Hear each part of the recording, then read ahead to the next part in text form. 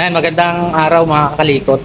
So meron tayong ngayong idadiagnose na motor, ADB 160. So yung concern ni sir, nagpalit lang siya ng gulong. So nag-check engine yung motor niya. So try nga natin, tingnan nga natin. On muna natin yung unit. Ayun, meron nga. So naka-labas yung ano niya, naka-indicate yung check engine. So, i-diagnose muna natin kung bakit ganun. Na nagpapalit lang si sir ng gulong, ganun ang nangyari. Yan.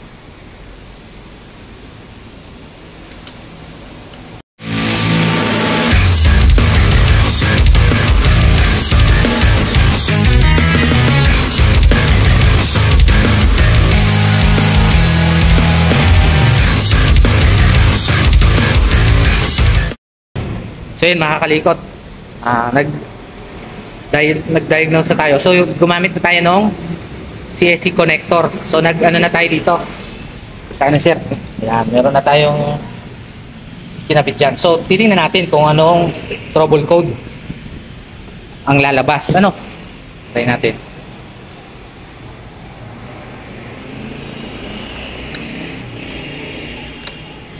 Titingnan natin.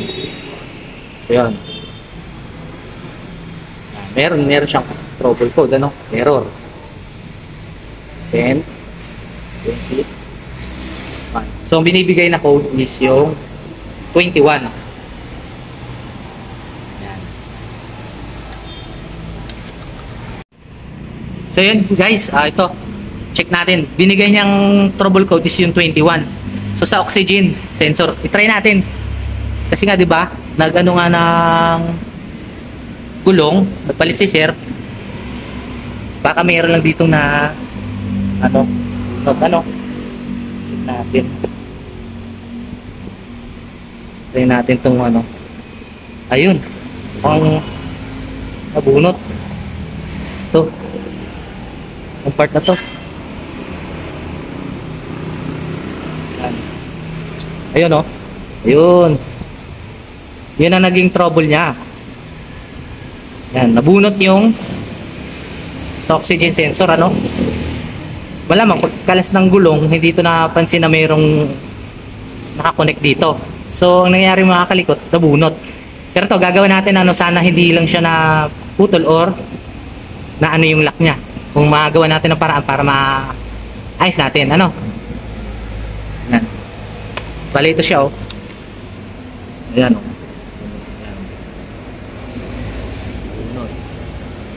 So yun, i-connect natin to ulit. So yung mga kalikot, try na natin. Yan, i-prepare na natin. Then i-initialize. Tingnan natin kung lalabas pa din yung error code niya. Ano? O natin. Start natin. Yun. Start natin. Sir, paano daw ako muna sir? Sila. So wala na.